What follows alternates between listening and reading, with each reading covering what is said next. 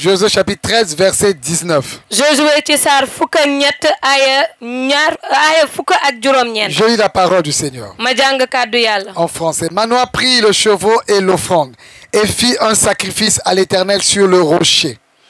Il s'opéra un prodige pendant que Manoah et sa femme regardaient. Comme la flamme montait de dessus l'autel vers le ciel, l'ange de l'Éternel monta dans la flamme de l'autel. À cette vue, Manoah et sa femme tombèrent la face contre terre. Alléluia. cant ñeel na borom bi. Alléluia. cant ñeel na borom bi. Alléluia. cant ñeel na borom bi. Voici cette histoire merveilleuse lii moo di coow lu rafet. que nous sommes en train de partager depuis plusieurs semaines. bi ñu nekk di bokk ak yéen ay semaine a ngi nii. L'histoire de la femme de Manoah. coowal soxnaay Manoah. La mère de Samson. yaayu Samson. Et elle était stérile. moom dafa jaasiroon. Elle ne pouvait pas avoir d'enfant. mënul woon a am doom. Elle a reçu la visite de l'ange de l'Éternel. malayka aji sax ji seet si ko. Et lorsque l'ange de l'Éternel lui apparut, bi ko malayka aji sax ji feeñoo. l'ange de l'Éternel lui annonçait malayka aji sax ji daal di koy yëgal la ko. bonne nouvelle. yëgal ko xabaar bu En lui neex. disant, femme, daal di ne ko yow soxna si. tu es stérile, dangaa jaasir. mais je t'annonce aujourd'hui, waaye maa ngi lay yëgal tey jii. tu vas concevoir. ne yow di nga jur. Tu auras un enfant. di nga am doom. Tu seras enceinte. yow di nga ëmb. Tu auras un enfant. di nga am doom. Voyez ce que l'ange lui a annoncé. lii la ko malayka bi Et yëgal. son mari est venu. borom këram daal di ñëw. L'ange lui a annoncé la même chose. malayka bi yëgal ko benn mbir bi. Si vous n'avez pas suivi les autres prédications, su fekkente ne waaraate yi weesu seetaanu leen ko. suivez-les, mes amis. dem leen ngeen seetaan ko samay Je vais xarit. continuer maintenant. dinaa wéyal léegi. L'ange a parlé également à son mari. malayka bi daal di wax itam ak borom këram. Ta femme aura un enfant. ne ko sa soxna si dina am doom. L'ange, après avoir parlé comme ça, malayka bi bu mu waxee noonu ba pare. Manoah et sa femme, ils ont fait un sacrifice à l'Éternel. Manoah ak soxnaam daal dinañu sàkk sarax ngir aji sax ji. Ils voulaient donner à manger à l'ange. dañoo bëggoon a jox malayka bi mu lekk. Ils ne savaient pas que c'était l'ange de l'Éternel. xamuñu woon ne malaykay aji sax ji Ils la. pensaient que c'était un homme qui était là. dañoo xalaatoon ne doomu aadama bu ñëw seet Ils si la pensaient rek. que c'était un homme de Dieu qui ñu était là. xalaatoon ne nitu yàlla moo leen seet Et si. ils ont proposé à cet homme ñu daal di ne góor googu. de lui offrir à manger. nañu la tibbal nga lekk. Et l'ange lui a dit, non, malayka bi ne ko déedéet. non, je n'ai pas besoin de prendre votre repas. ne ko man soxlaw ma jël ñam wi ngeen may Ce jox. que vous avez besoin de faire, yéen li ngeen soxlaa def. faites un sacrifice à l'Éternel. sàkk leen sarax ngeen jagleel ko Et aji sax faites ji. le sacrifice sur le rocher. te sàkk leen sarax boobu ci kaw doj. Faites le sacrifice sur le rocher. sàkk leen sarax boobu ci kaw doj. Et lorsqu'ils ont fait le sacrifice sur le rocher, te bi ñu sàkkee sarax boobu ci kaw doj ba pare. maintenant quand la flamme montait vers le ciel, bi saxaar si di yéeg jëm asamaan. l'ange de l'Éternel est monté vers le ciel. malayka aji sax ji daal dina yéeg jëm Au asamaan. regard de cela, xoolal loolu. ils ont été surpris. ñoom amoon nañu Et mbetteel. ils ont compris que c'était l'ange de ñu l'Éternel. daal di xam ne kii ñu gis malayka aji sax ji la. Et alors l'homme a parlé à sa femme de góor gi daal di wax ak en soxnaam. lui disant que nous allons mourir ne ko ñun dañuy dee. parce que nous avons vu Dieu. ndax ñun gis nañu yàlla. La femme lui a répliqué soxnaam daal di koy que tontu. nous n'allons pas mourir. ne ko déedéet duñu dee. Si Dieu voulait nous faire bu mourir, fekkente ne yàlla dañoo bëggoon a rey. un, benn il n'allait pas prendre nos offrandes. du jël suñuy sarax.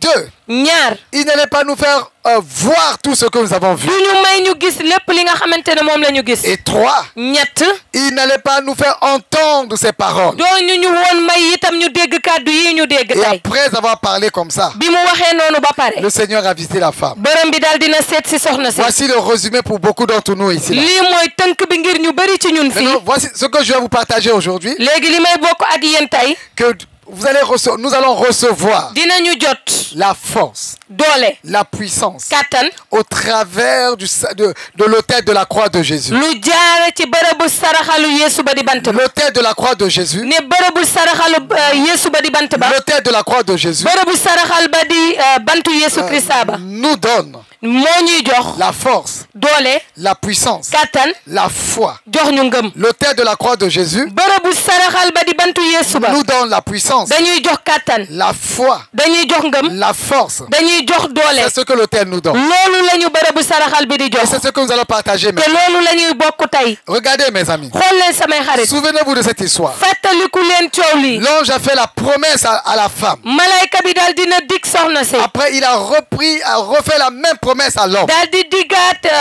borom kër gi la mu dig soxna si. Il y a eu promesse. dige am na fii. D'abord promesse. dige fii am na njëkk na am. Ils ont reçu la promesse. ñu daal di jot dige boobu. Et après la promesse, bi ñu jógee ci dige boobu. ils ont fait un autel. daal di nañu sàkk bërëbu saraxal. Ils ont fait le sacrifice daal di nañu fa sàkk sarax bi. sur l'autel, ci kaw bërëbu saraxal sur boobu. le rocher. ci kaw doj wi. Et au travers de ce sacrifice, te lu jaare ci saraxal boobu. sur le rocher, ci kaw doj wi. l'ange est monté malayka bi daal dina yéeg. au milieu de la flamme. jaar ci digg saxaar Au si. milieu de la flamme. jaar ci digg saxaar Il si. y a eu promesse. dige am na. Il y a eu promesse dige am na. que tu auras un enfant. ne yow di nga jur. Il y a eu promesse ne dige am na. que tu auras un enfant. ne di nga am doom. Entre la promesse ci diggante dige et boobu. l'accomplissement, ak matal bi. entre la promesse ci diggante dig boobu. d'avoir un enfant nga am doom. et l'accomplissement, ak matal bi. il y a eu, mes amis, am na samay il xarit. y a eu quelque chose am na mbir mu xew sama qui xarit. s'est passé au milieu. lu xew ci digg bi. Qui s'est passé au milieu? lu xew ci digg bi. Beaucoup d'entre nous, ñu bari ci ñun. nous recevons les promesses de Dieu. dañuy daal di jot dige yàlla. Beaucoup d'entre nous, ñu bari ci ñun. nous avons entendu daal di nañu dégg. des paroles de Dieu, ay dige yàlla. des promesses de ay Dieu. kaddu yàlla Mais ak il y a digeem. quelque chose waaye am na mbir.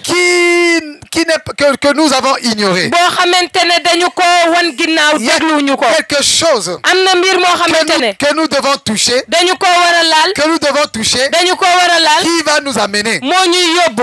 au miracle. ca kemtaan ba. Qui va nous amener au moo miracle. ñuy yóbbu ca kemtaan ba. L'ange a promis à la femme malayka bi dig na soxna que si. tu auras un enfant, ne yow di nga am doom. que tu auras un enfant. ne yow di nga am doom. Il a repris ça à son mari. mu daal di koy wax borom këram. Maintenant, l'ange a dit au léegi couple, malayka bi ne ñaar ñooñu di sëy. faites un hôtel. sàkk leen bërëbu sarax. Faites un hôtel. sàkk leen bërëbu sarax. Faites un hôtel. sàkk leen bërëbu sarax. Lorsqu'ils ont fait l'hôtel, bi ñu sàkkee bërëbu sarax ils ont ba vu pare. que l'ange est monté au milieu de la flamme du feu. gis nañ ne malayka bi jaar na ci digg saxaar si. Alors le mari a dit, borom kër gi daal di ne. nous allons mourir. ñun dañuy dee. Nous allons mourir. ñun dañuy dee. Mais la femme a dit, waaye soxnaam ne nous na. n'allons pas mourir. duñu dee. Nous n'allons pas mourir. duñu dee. Nous n'allons pas mourir. duñu dee. Nous n'allons pas mourir. duñu dee. Nous n'allons pas mourir. duñu dee. La foi de la femme, ngëmu soxna la soosu. foi de la femme ngëmu soxna soosu. a augmenté. daal dina yokku. La foi de la femme ngëmu soxna si. a augmenté daal dina yokku. parce que ndaxte. quand elle a vu, bi mu gisee. elle a vu gis na. l'ange monter malayka bi jaar ci au saxaar travers si. de ce sacrifice, lu jaar ci sarax boobu au ñu travers sàkk. de cet autel. lu jaar ci bërëbu saraxal L'ange boobu. montait jusqu'au ciel. malayka bi yéeg na ba àgg asamaan.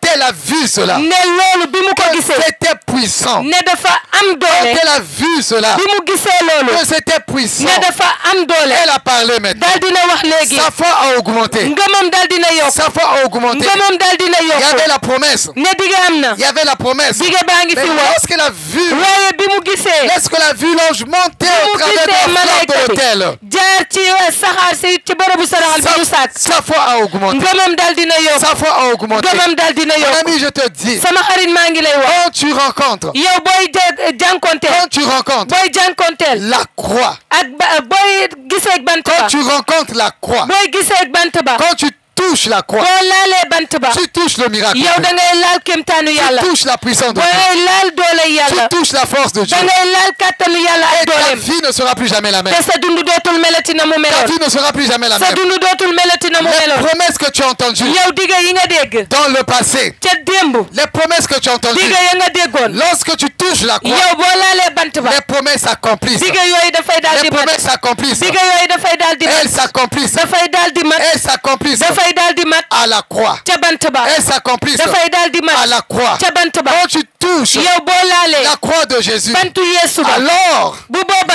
les promesses que tu as reçues, digga ba nga jotoon. les promesses que tu avais reçues, digga ya nga jotoon. elles retrouvent l'accomplissement. dafay daal di gis Elles matal. retrouvent l'accomplissement. dafay daal di gis matal. Lorsque tu touches à la croix de boo Jésus, laalee bantu Yeesu ba. lorsque tu touches à la croix de boo Jésus, laalee bantu Yeesu ba. comme cette femme, ba mel ni soxna elle a si. vu l'ange daal dina gis malayka bi. monter au travers de la flamme de feu. yéeg jaar ci saxaar si. Elle a touché à cet autel. daal dina laal bërëbu Elle saraxal a touché boobu. à cet autel. laal na bërëbu saraxal L'autel boobu. qui était sur le rocher. bërëbu saraxal bi nekkoon ci kaw doj L'autel wi. qui était sur le rocher. bërëbu saraxal bi nekkoon Et ci le kaw doj wi. rocher, c'est Jésus. te doj wi Yeesu Et la. le rocher, c'est doj Jésus. wi Yeesu la. Et le rocher, c'est Jésus. doj wi Yeesu la. Le rocher, c'est Jésus. doj wi Yeesu la. Lorsqu'elle a touché bi mu laalee. au rocher, doj woowu à la. l'agneau, ca mbota à yàlla ba. l'agneau mbota yàlla. immolé, mbota yàlla.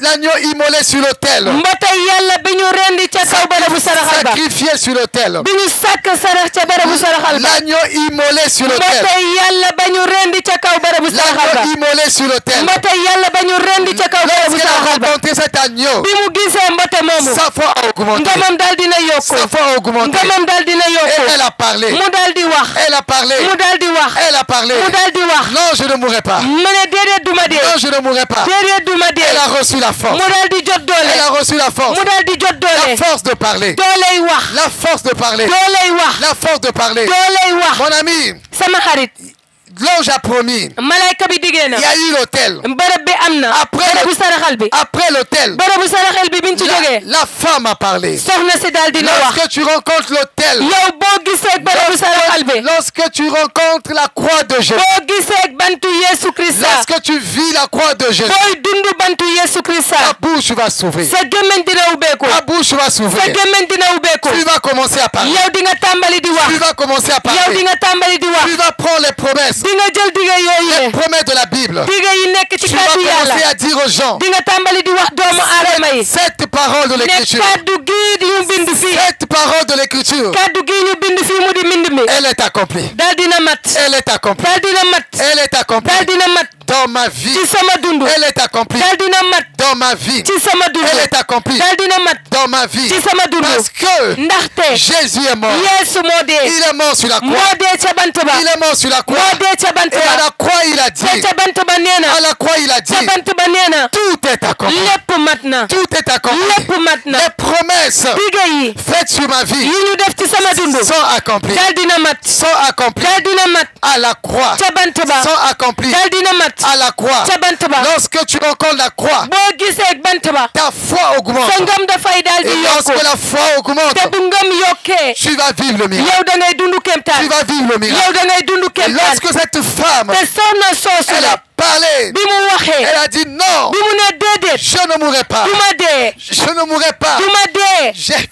vu, man gis naa j'ai vu man gis naa l'ange de l'éternel. malayka aji sax ji J'ai vu l'ange de l'éternel man gis naa malayka aji sax monté ji par la flamme de feu. yéeg jaar ci saxaar Je l'ai si vu. man gis naa ko Je l'ai vu. man gis naa ko Je l'ai vu. man gis naa Je ko l'ai vu. man gis naa J'ai ko entendu. dégg naa J'ai entendu dégg naa Dieu nous parler. yàlla di wax ak Et j'ai ñun vu l'ange ma gis malayka bi monter au travers de la flamme. yéeg jaar ci saxaar si Non, mes amis. déedéet samay xarit Si je n'avais pas bu rencontré, fekkente ne gisuma woon si je n'avais pas bu rencontré, fekkente ne gisuma woon rencontré Dieu gisuma woon au yàlla travers cet hôtel cet hôtel. lu jaare ci barabu saraxal boobu Si je n'avais pas rencontré Dieu bu fekkente ne gisuma au woon travers yàlla de cet hôtel, lu jaare ci barabu saraxal boobu l'ange est monté au travers de la flamme de feu. malayka bi daal di yéeg jaar ci saxaar si Peut-être j'allais douter. xëy na dina am xel Peut-être ñaar cette femme allait douter. xëy na soxna soosu dina am Peut-être xel elle ñaar allait douter un tout petit peu. xëy na dina am xel ñaar Mais tuuti dès l'instant, waaye ci saase dès l'instant qu'elle a vu, bi mu gisee elle a vu, ba mu gisee l'hôtel est monté. barabu saraxal bi taxawal nañ ko On a immolé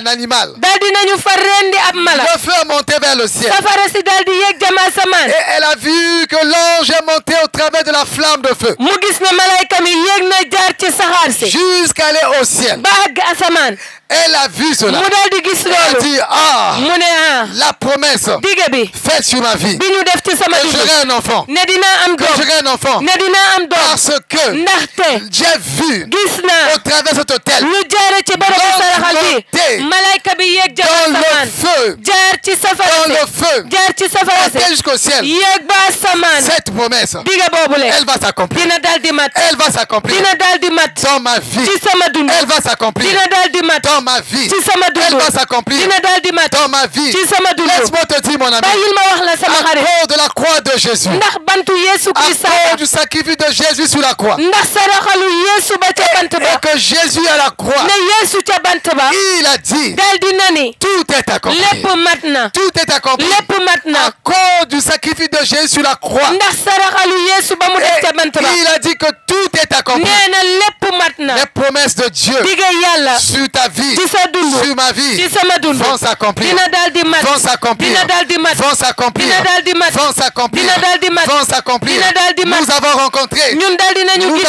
connaissons connaissons la croix. ñun xam nañu bant ba. Nous connaissons la croix. xam nañu bant ba. Nous connaissons la croix. xam nañu bant Et ba. nous avons la foi. te ñu nit am nañu ngëm léegi. J'ai la foi. man am naa ngëm. J'ai la foi. man am naa ngëm. Tu as la foi. yow am nga ngëm. Tu vas parler. yow di nga wax. Tu vas parler maintenant. di nga wax léegi. Tu vas parler di maintenant. nga wax léegi. Tu as la foi maintenant. yow am nga ngëm léegi. Reçois la foi. jotal ngëm. Reçois la foi jotal ngëm. qui vient de la croix. bi jóge ci bantu Qui Yeesu ba. vient de l'expérience de la croix. bi jóge ci xam-xam ak jaar-jaar Reçois bant la ba. foi qui vient de l'expérience de la croix, mon ami. jotal ngëm gi jóge ci xam-xam ak jaar-jaaru bant Reçois ba. cette foi, reçois cette foi jotal ngëm googu jot ko jot ko. qui vient de l'expérience de la croix. bi jóge ci jaar-jaaru bant Et ba. alors maintenant, te bu boobaa léegi. lorsqu'elle a déclaré cela, bi mu waxee loolu. la Bible nous dit, kaddu yàlla di téere bi di ñu wax ne. elle est tombée enceinte daal dina ëmb. et elle a eu cet enfant. daal di am doom ju góor Elle a eu joojule. cet enfant. am na doom ju góor Il y joojule. a eu promesse, dige am na. promesse, dige. l'autel, bërëbu saraxal. miracle. kéemtaan. Dites avec moi promesse. wax leen dige. Promesse. Dites avec moi promesse. wax leen ak man Promesse. dige.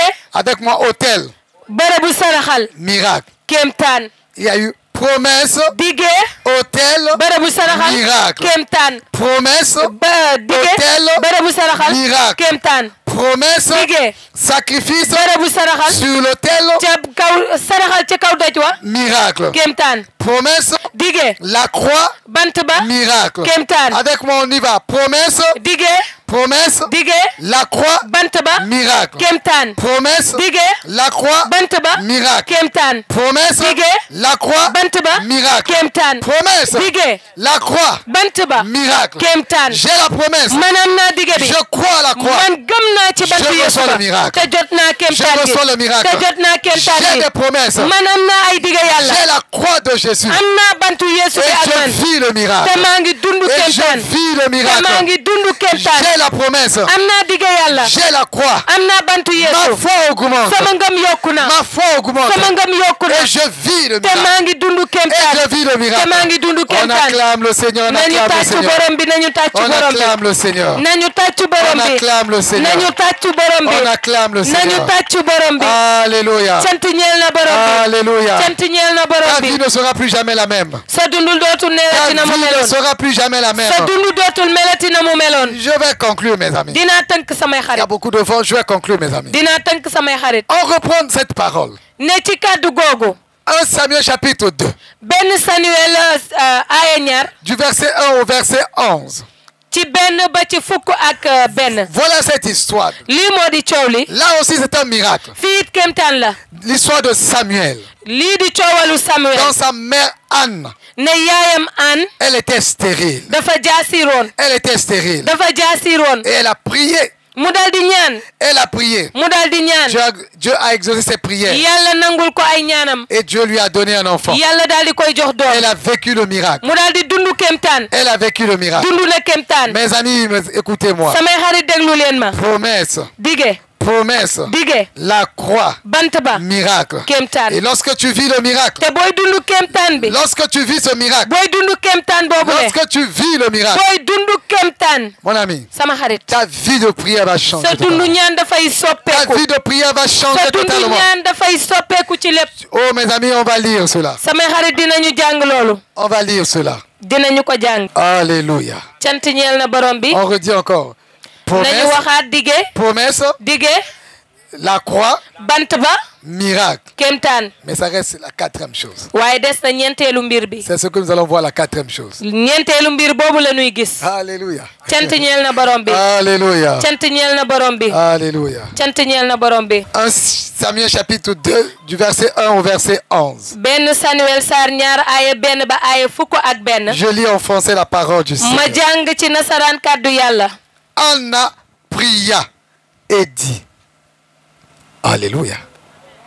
an ñaan na daal di ne. cant ñeel na borom bi. Alléluia. cant ñeel na borom bi. Alléluia. cant ñeel na borom bi. Écoutez mes amis. déglu leen samay Je xarit. vous amène dans la profondeur de la parole de Dieu. dama leen di yóbbu ci xootaayu kàddu yàlla.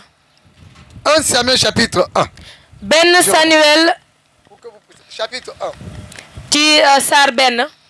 Verset 9. aaya juróom-ñeent. Je lis en français. Anne se leva après que l'on eut mangé et bu à Silo. Le sacrificateur Élie était assis sur un siège près de l'un des poteaux du temple de l'Éternel. Et l'amertume dans l'âme, elle pria l'Éternel et versa tel pleurs. Elle fit un vœu en disant: Éternel des armées, si tu daignes regarder l'affliction de ta servante, si tu te souviens de moi et n'oublie point ta servante, et si tu donnes à ta servante un enfant mâle, je le consacrerai à l'Éternel pour tous les jours de sa vie, et le rasoir passera point sur sa tête. Comme elle restait longtemps en prière devant l'Éternel, Élie observa sa bouche. Amen. Elle priait avec quoi dans le cœur? Elle priait avec quoi dans le cœur? Et pendant qu'elle priait, elle faisait quoi? Elle faisait quoi? Elle pleurait. 1 Samuel chapitre 1.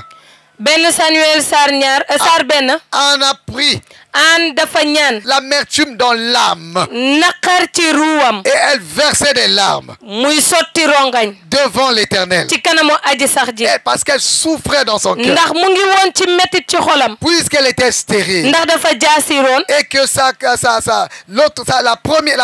l'autre femme la mortifiait, lui faisait mal. Et elle avait les larmes qui coulaient de ses yeux. Elle priait avec les larmes.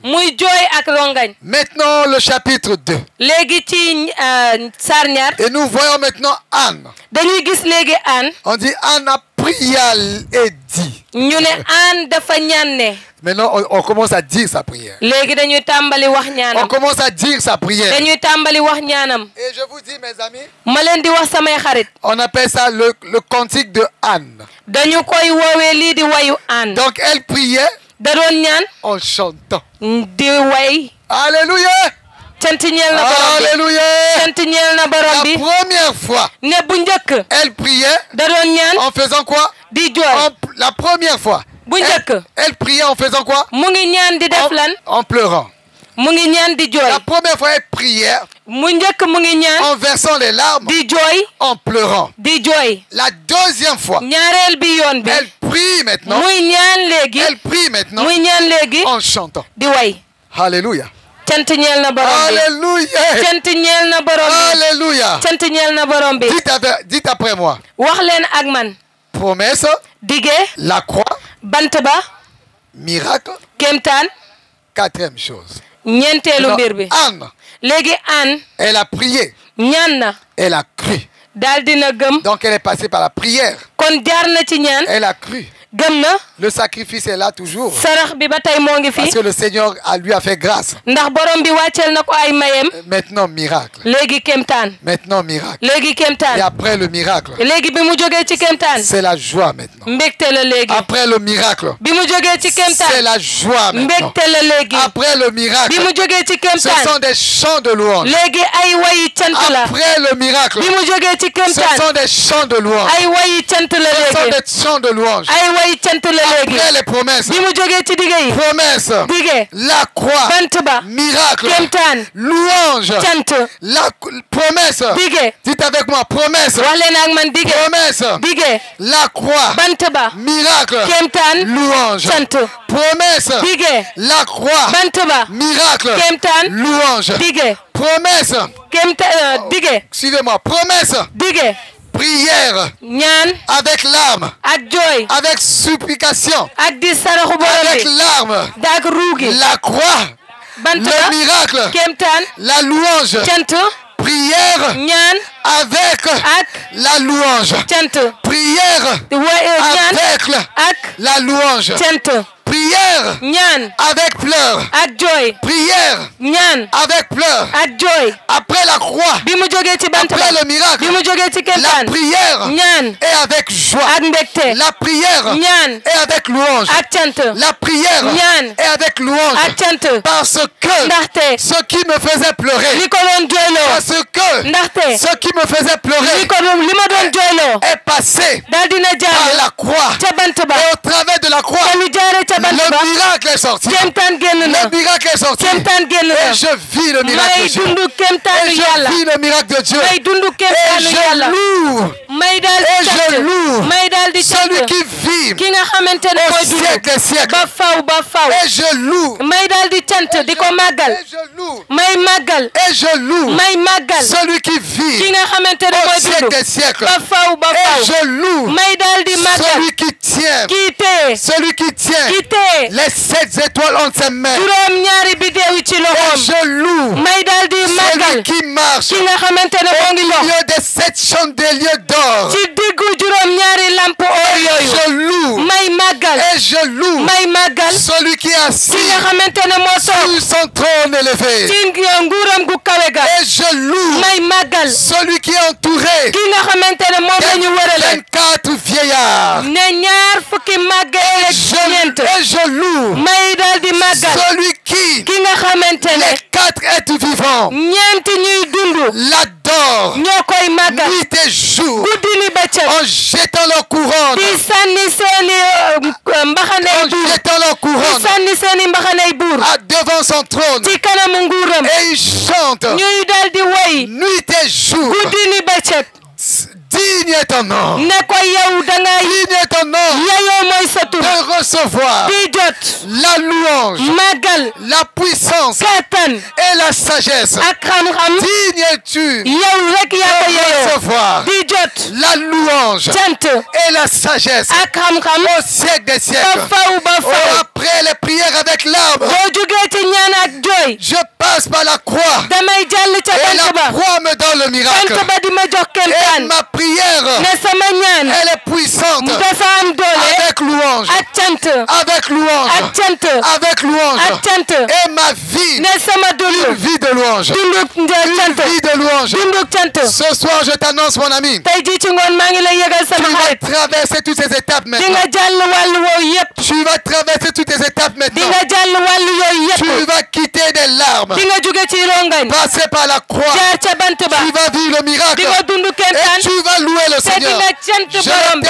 Je te le déclare au nom de Jésus-Christ. maa ngi la koy wax ci turu Yesu Au Krista nom de Jésus-Christ. ci turu Yesu Tu Krista vas passer yow di nga jàll des prières avec larmes ci ñaan ak rongañ à la croix. jaar ci bant ba Tu reçois nga daal di la jot force. doole Tu reçois nga daal di la jot foi. ngëm Tu reçois nga daal di la jot puissance. kattan Et tu vis nga daal di le dund miracle. kemtaan Tu vis le miracle. nga dund Et kemtaan après, ne boo jógee ci tu kemtaan loues. ngay cant Tu loues ngay cant celui-là ki nga qui xamante est élevé ne moo yëkkatiku au-dessus des cieux. nekk ci kaw Et asamaan son visage ne kanamam brille dafay mel comme le soleil ba mel ni à jant son plein éclat. ba mel ni jant ak leeram Tu loues ngay daal di màggal celui qui s'appelle ki nga xamante ne moo ngi tudd l'alpha ak ki njëkk et l'oméga, ak ki mujj le commencement ki nekk et njëkk la ba fin de toutes choses. nekk mujjantalu Je lépp te dis ce soir, maa ngi lay wax tey ji tes ci ngoon pleurs vont avoir une fin maintenant. say jooy dina Tes dekk pleurs léegi vont avoir une fin say maintenant. jooy dina Je dekk t'annonce léegi ce soir, maa ngi lay yëgal tes tey ji pleurs ci vont ngoon avoir une fin maintenant. say jooy Tes dina pleurs am vont avoir jeexantal une fin maintenant. say jooy dina am jeexantal léegi Ta maladie va avoir une fin maintenant. sa feebar dina am jeexantal Ta léegi maladie va avoir une fin maintenant. sa feebar dina am Parce jeexantal que léegi tu vas passer par la croix. ndax di nga jaar ca bant La ba puissance de la croix kattanu bant ba va te donner la foi, dina la jox ngëm va te donner la foi, dina la jox va te ngëm donner la force. dina la jox doole Tu vas recevoir le te di miracle. nga daal di jot Tu vas kemtaan recevoir le miracle. di nga jot Et kemtaan tu vas louer le te di Seigneur. nga màggal Et borom tu bi vas goûter. te di nga ñam Tu vas goûter te di nga ñam combien le Seigneur Jésus est ni bon. borom bi Yesu Krista neexee Le taba Seigneur Jésus est bon. ni borom bi Yesu Tu Krista vas neexee goûter taba combien le Seigneur di Jésus nga ñam ni est borom bi Yesu Krista bon. neexee Alléluia.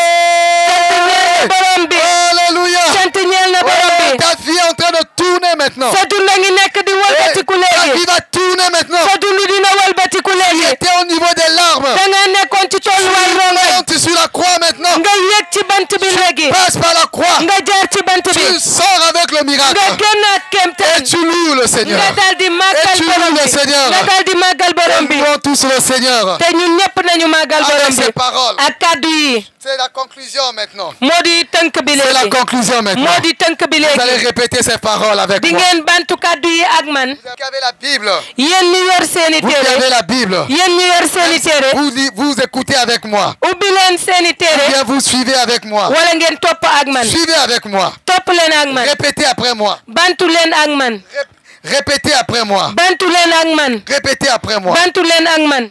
Alléluia. cant ñeel na borom bi. Anna pria et dit. an ñaan na daal di ne. Ensemble. Anna pria et dit. an ñaan na daal di ne. Mon cœur se réjouit en l'Éternel. sama xol a ngi ci mbégte ci aji sax ji. Ma force sama doole. sama doole. a été dafa relevée dañu ko yëkkati. par l'Éternel. ci aji sax jee ko Ma yëkkati. bouche sama gémmiñ s'est ouverte daal di na ubbeeku. contre mes ennemis. jëm ci samay noon. Alléluia. cant ñeel na borom bi. Alléluia. cant ñeel na borom bi. Car ndaxte je me réjouis maa ngi ci mbégte. de ton secours. ci sa wàllu. Nul n'est saint kenn sellul. comme l'Éternel. ba mel ni aji sax ji. Il n'y a point d'autre Dieu que toi. amul beneen yàlla bu nekkul kudul yow. Il n'y a point amul keneen. de rocher doj. comme mon Dieu. amul beneen doj bu mel ni sama yàlla. Ne parlez plus. bu leen ko waxati. Ne parlez plus bu leen waxati. avec tant de hauteur, ak tolluwaay bu kawe. avec tant d'arrogance, ak rëy. tant d'orgueil, avec tant d'arrogance. ak rëy. Ne parlez plus avec tant d'arrogance. bu leen waxati ak rëy. Que l'arrogance ne sorte plus de votre bouche. rëy na bañ a génnati ci seeni gémmiñ. Car l'Éternel ndaxte aji sax ji. est un Dieu moo di yàlla. qui sait tout. yàlla ji xam lépp. Alléluia. cant ñeel na borom bi. Et par lui te ci moom. sont pesées ne dal di tege. toutes les actions. lépp luy jëf. L'arc des puissants lépp luy jëf bu am du. est brisé. lépp luy jëf bu am kattan dagg nañu ko. Et les faibles te ñi ñàkk kattan. ont la force dal di nañu am doole. pour ceinture. ne am nañu doole. Ceux qui étaient rassasiés ñi suuroon. se louent ñoom du pain. ñoo ngi sant Et mburu. ceux qui étaient affamés ak ñi xiifoon. se reposent. ñoom ñu ngi noppalu. Même la stérile ba ci ki jaasiroon. enfante 7 fois. dal dina jur juróom-ñaari yoon. Et celle te qui avait beaucoup d'enfants ñi nga xamante ne amoon nañ doom yu bari. est flétrie. L'Éternel aji sax ji. fait mourir dal dina day. et il fait vivre. dal dina dundal itam. Il fait descendre dal dina wàccee. au séjour des morts. ci dëkkuwaayu Et dee. il en fait remonter. dal dina leen yëkkati. L'Éternel appauvrit aji sax ji dal di ndóola. et il enrichit. dal dina maye itam. Il abaisse dal dina wàccee. et il élève. dal dina yëkkati itam. Alléluia. cant ñeel na borom. De la poussière, ne ci pënd.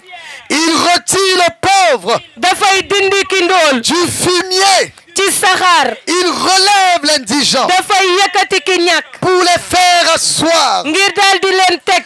avec les grands. ak ñu màgg ñi. Et il leur donne te da leen di jox. en partage ni mu doon seen bu trône de gloire. nguuru ndam. Un trône de gloire. nguuru ndam. Un trône de gloire. nguuru ndam. Car à l'Éternel ndax ci aji sax ji. sont les colonnes de la terre. ne moom moo yor Et c'est par elle te ci moom. qu'il a posé le monde. ci la teg àddina si. Alléluia. cant ñeel na borom bi.